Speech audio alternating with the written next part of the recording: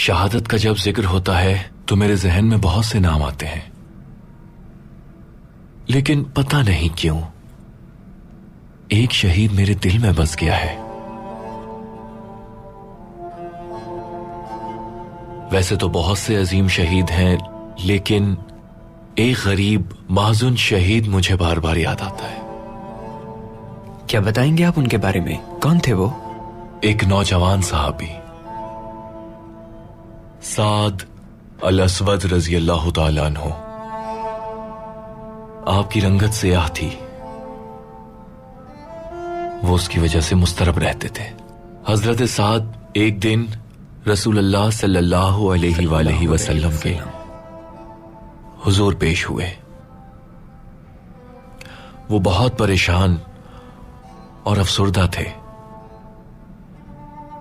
کہا کہ یا رسول اللہ، میرے چہرے کی سیاہی جنت میں داخلے سے روک دے گی کیا؟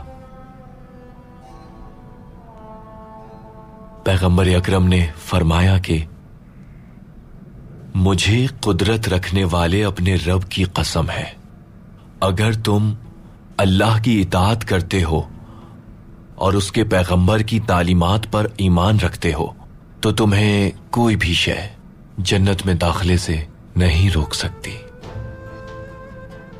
حضرت سعد نے پیغمبر کے سامنے اپنا دل کھول کے رکھ دیا اور کہا کہ تو پھر سارے لوگ مجھے حقارت سے کیوں دیکھتے ہیں یا رسول اللہ؟ مجھے اپنی بیٹی کا ہاتھ کوئی کیوں نہیں دیتا؟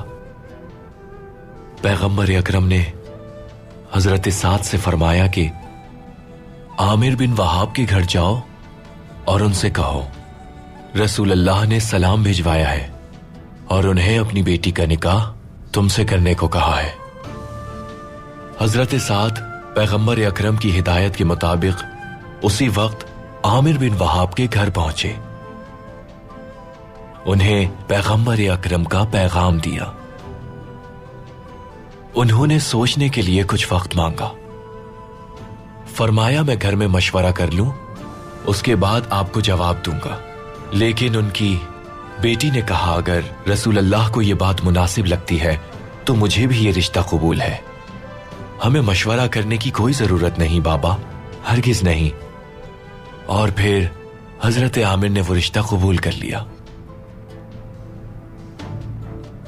حضرت سعد نے فوراً ہی شادی کی تیاریاں شروع کر دی۔ وہ جب اپنی زوجہ کے لیے تحائف خریدنے بازار گئے تو انہوں نے کچھ آوازیں سنی۔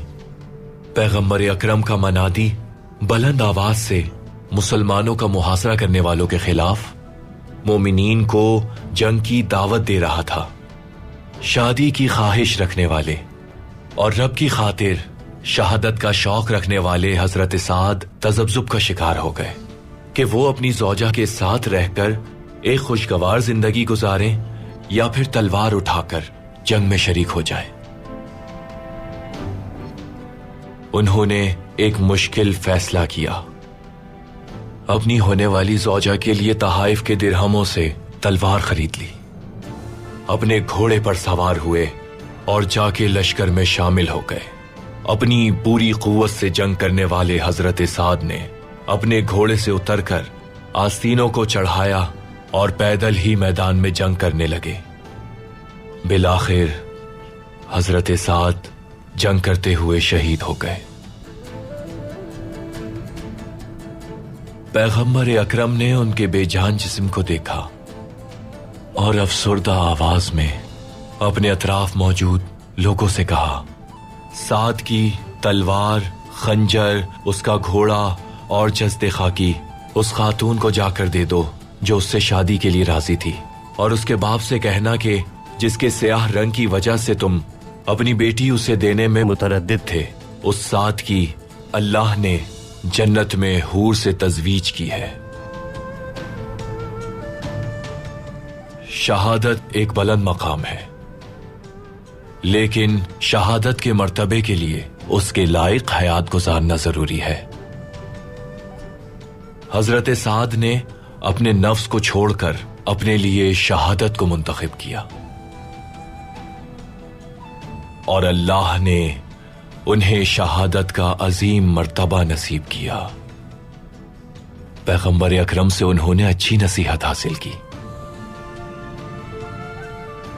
अल्लाह हमें भी ऐसी जिंदगी अता करे और हमें हक के रास्ते पे चलते हुए शहादत का अजीम रुतबा अता फरमाए। आमीन। आमीन।